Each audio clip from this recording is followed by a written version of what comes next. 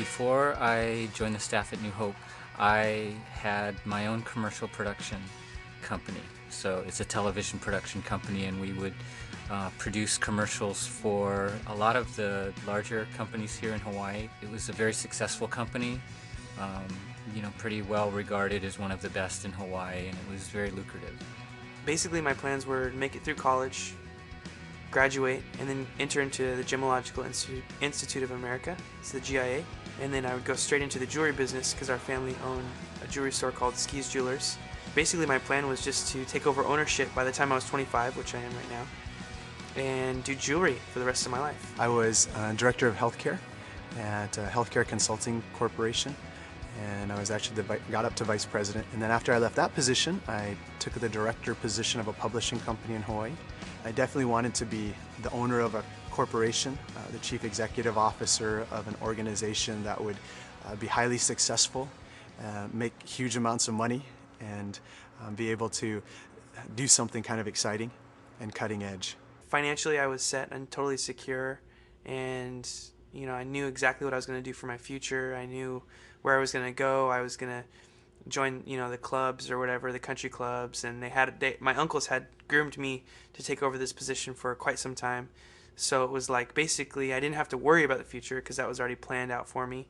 So when I went into film production, I just felt like I never really needed to combine what I did as a living with church. They would always be very separate, and for some reason God had gifted me in that, gave me passion in that, and that was a totally separate path than the path to church.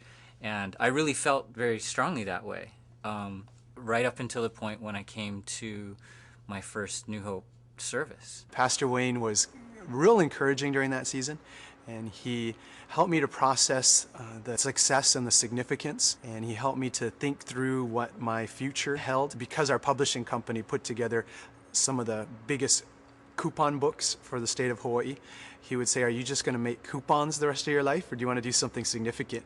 And at first I was a little offended. I didn't know what that meant, but I wasn't thinking it was real encouraging. But then once I started to catch his heart, that he was challenging me to think through perhaps maybe there was a bigger kingdom contribution that I could make, then I started to process with the Spirit, with the Lord, and started to sense that maybe there was something more than managing large corporations or making money. I couldn't see myself 65 years, at 65 years old, working my whole life in jewelry, retiring and having not too much to show, just basically the money that I've saved. And I might touch lives, but I think the Lord called me into full-time ministry to just do full-time kingdom work. The payoff for me would simply be knowing that I am doing what God has asked me to do. And if I don't make any more money in life, but I'm doing the will of God, then I'd much rather do that than to live on the ocean with any car, big house, and all the possessions the world has. When I'm 65, hopefully I will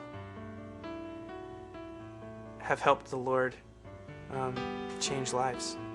Hopefully the Lord will use me to change lives, and He'll have maybe more of an opportunity to use me than He would in the jewelry business. Looking back, it was absolutely the best thing I could have done, and I have no regrets because I just know that what I'm doing now is so much more important than what I could have done, anything I could have done in the world. So I have no regrets whatsoever. It was the best decision I ever made.